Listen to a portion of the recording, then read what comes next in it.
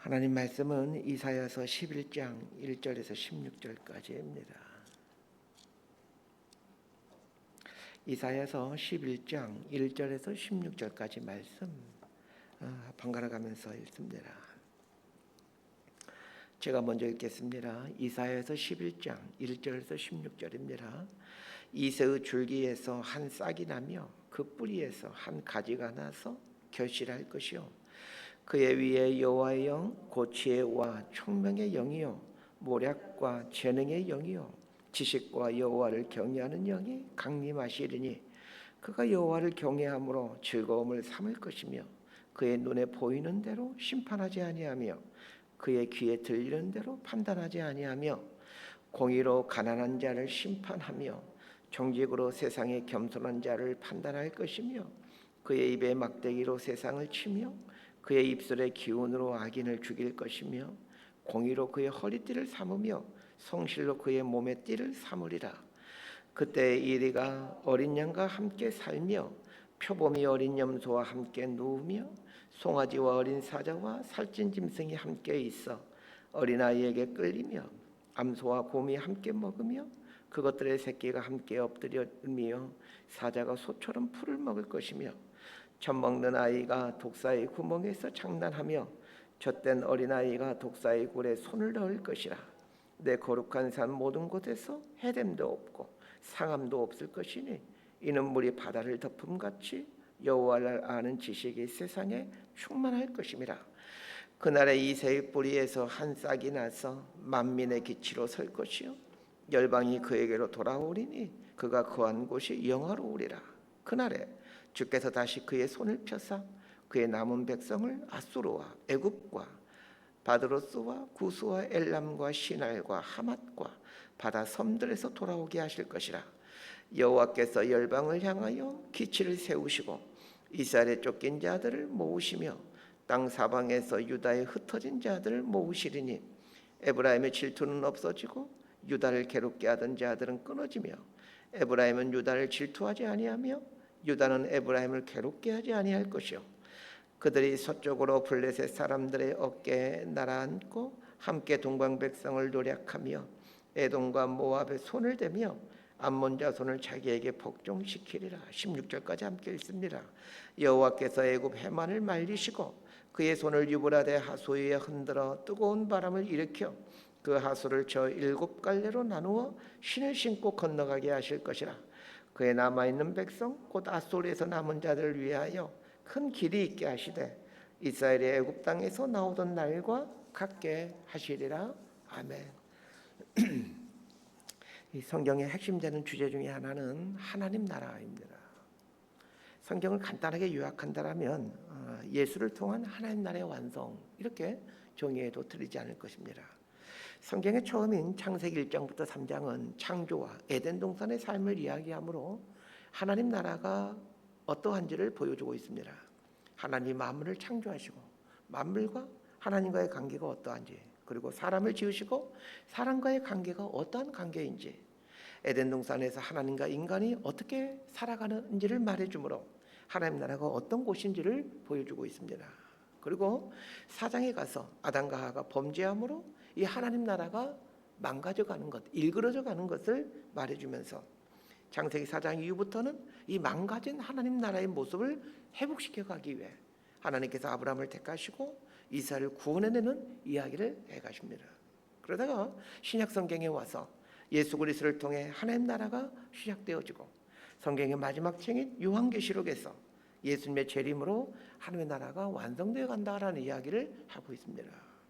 그러기에 성경이 말하고자 하는 핵심 주제가 하나님 나라이다라고 말해도 틀린 말이 아니고 예수님께서 이 땅에 오신 목적도 하나님 나라의 완성이다라고 해도 틀리지 않습니다. 그래서 성경을 이해하고 또 우리의 구원을 이해할 때 반드시 생각해야 될 것이 이 하나님 나라입니다. 여기서 질문이 생깁니다. 도대체 하나님 나라가 뭐냐는 것입니다. 이 하나님 나라를 한자로 하면 천국입니다. 한국 기독교인들에게 천국이란 죽은 후에 가게 되는 장소로 이해되어지고 있습니다. 하나님 나라를 사람이 죽은 후에 가는 천국 이러한 개념으로 이해하면 성경이 도저히 이해가 되질 않습니다. 왜냐하면 성경은 하나님 나라를 죽은 후에 가게 되는 그런 장소의 개념으로 말하기 부분도 있기는 하지만 대부분은 전혀 다른 개념으로 하나님 나라를 설명하고 있기 때문입니다. 하나님 나라를 설명하는 대부분의 내용이 이 땅에서 이루어질 모습들을 말합니다. 그러니 우리가 갖고 있는 그 천국에 대한 이미지로 하나님 나라를 이해하면 아주 조금밖에 모르는 겁니다. 그러면 하나님 나라를 어떻게 정의하면 좋을까요? 종종 목사님들이 설교 중에 하나님 나라 이런 표현들을 자주 쓰는데 이 하나님 나라를 어떻게 정의하는 게 바른 이해일까요?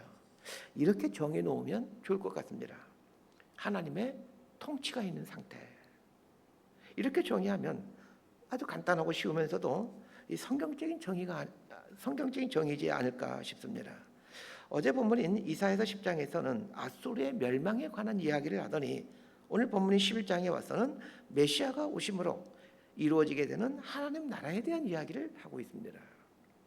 여기서 또 한 가지 정리할 것이 있습니다. 메시아신 예수님이 오심으로 하나님 나라가 이루어지게 되는데, 자, 이 말의 의미를 이해하는 것입니다.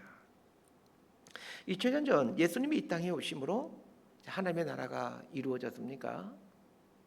만약 2000년 전 예수님이 이 땅에 오심으로 하나님 나라가 이루어졌다면 지금 이 땅은 하나님의 온전한 나라, 하나님의 온전한 통치가 이루어지는 상태가 되어야 되는데 그러한 상태입니까?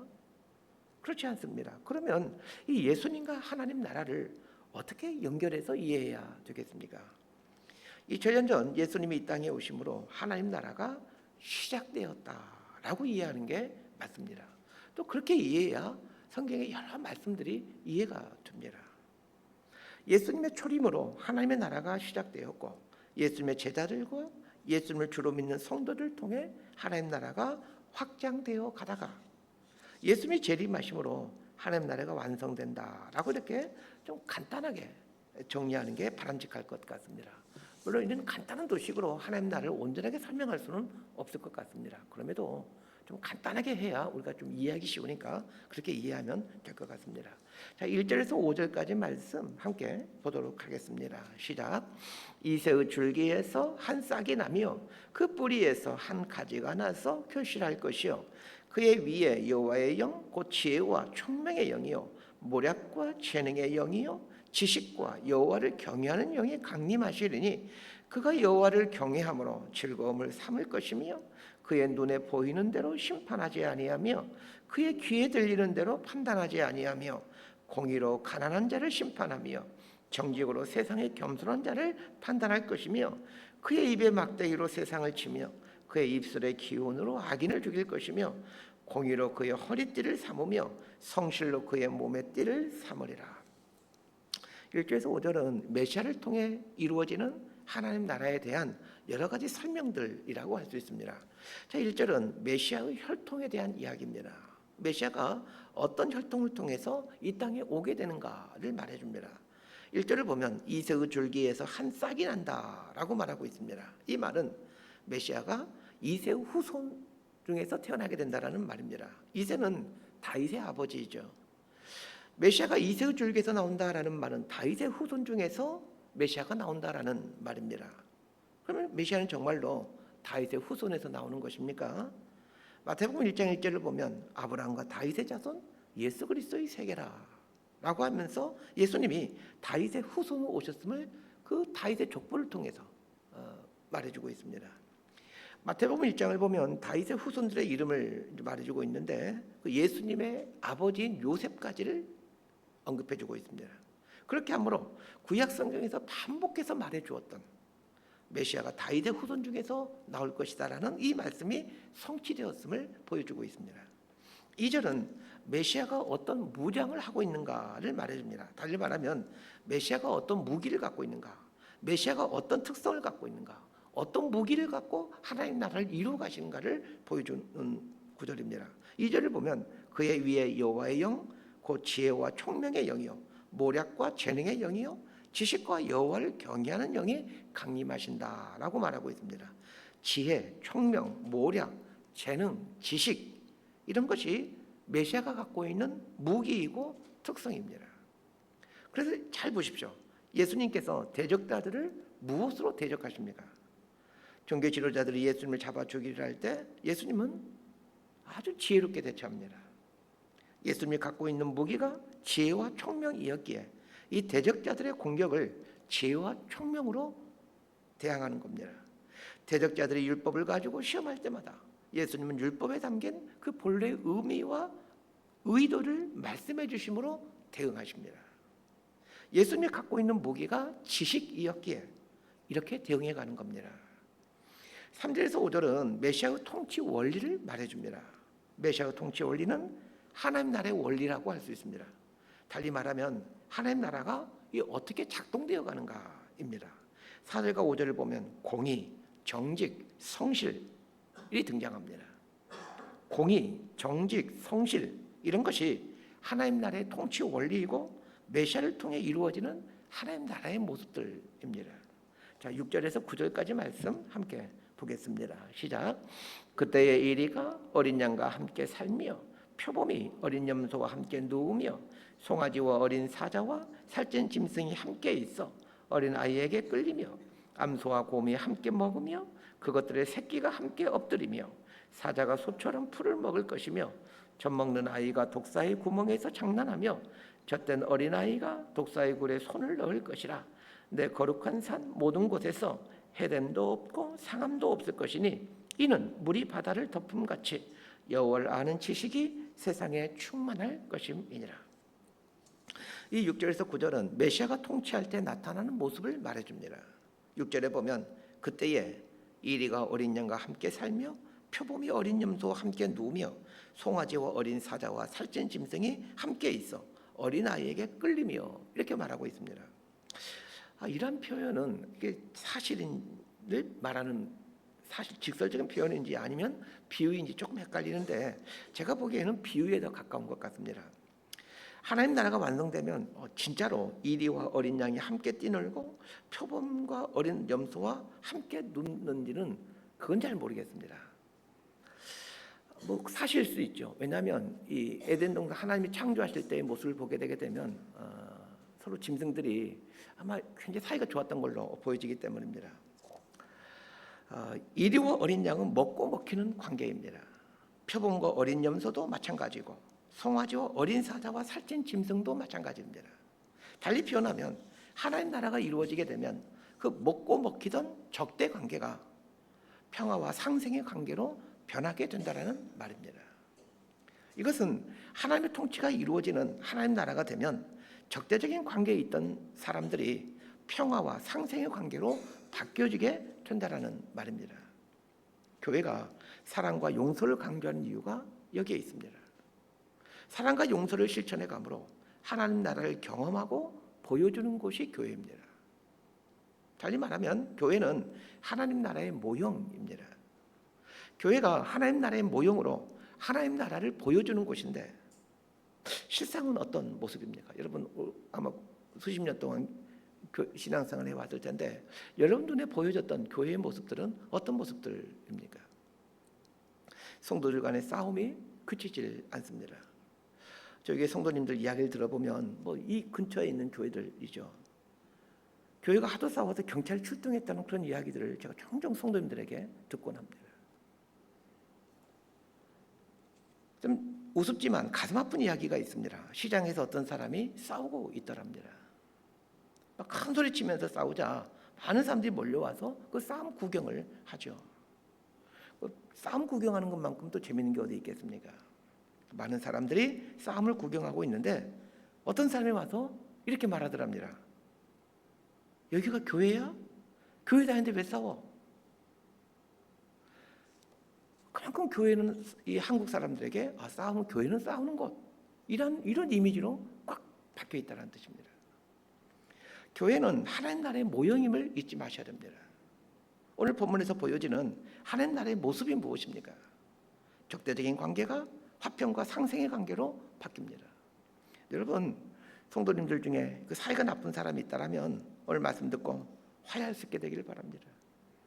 화해할 때 하나님 나라가 임하게 됩니다. 하나님 나라의 첫 번째 모습이 화평과 상생이라면 두 번째 모습은 다른 사람을 고통스럽게 하는 일이 없는 모습입니다. 이 구절을 보십시오. 내 거룩한 산 모든 곳에서 해됨도 없고 상함도 없을 것이니 이렇게 말하고 있습니다. 다른 사람을 해치거나 상하게 하는 일이 없다라는 말입니다. 즉 다른 사람에게 상처 주거나 공격하는 일이 없다라는 말입니다. 그런데 자, 이러한 하나님 나라가 임하게 되면 적대적인 관계가 화평과 상생의 관계로 변하게 되고 서로에게 상처 주질 않고 공격하는 일이 없어지는데 이 하나님 나라의 모형인 교회의 실상은 어떠합니까? 적대적이고 상처 주고 공격하는 일이 흔하게 일어납니다. 이렇게 된 이유에 대해 성경이 뭐라고 설명하고 있는지를 보았으면 합니다. 자, 9절 하반절을 보십시오. 이는 여호와를 아는 지식이 세상에 충만할 것입니다. 여호와를 아는 지식이 충만하게 될 때 이 적대적인 관계가 화평과 상생의 관계로 변하게 되고 서로에게 상처 주지 않고 공격하지 않게 된다고 말합니다. 그러면 적대적인 관계 속에서 살아가고 서로에게 상처 주고 공격하는 일이 생기는 원인이 무엇인지 금방 알게 됩니다. 하나님을 아는 지식이 없기 때문입니다.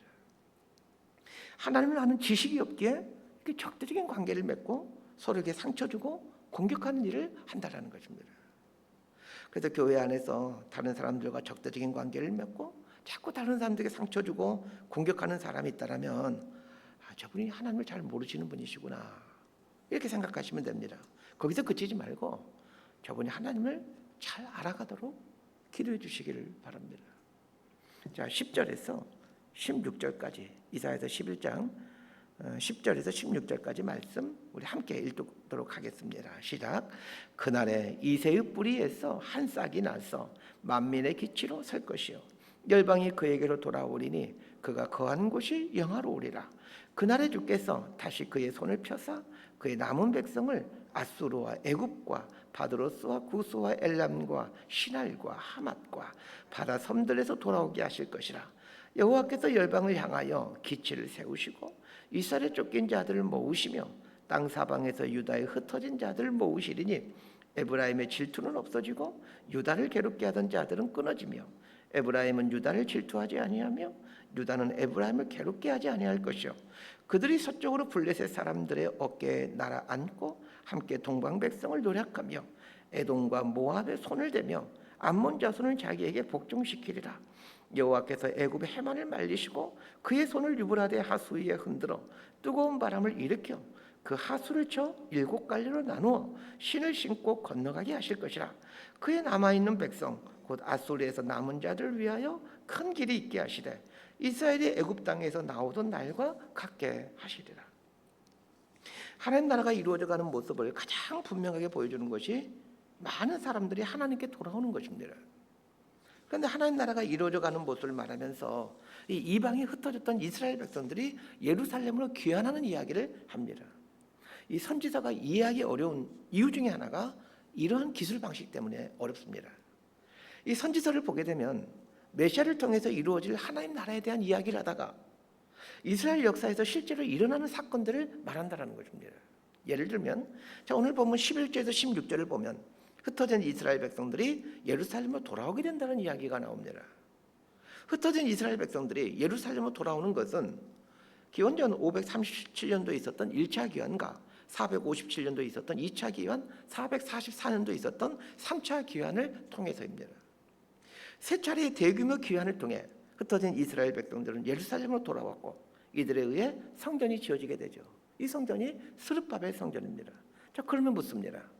세 차례 귀환을 통해 흩어진 이스라엘 백성들이 예루살렘으로 귀환하게 되는데 이 사건을 통해서 하나님 나라가 완성이 됩니까? 그렇지 않습니다. 성경은 하나님 나라가 메시아를 통해서 완성되어 간다라고 말합니다.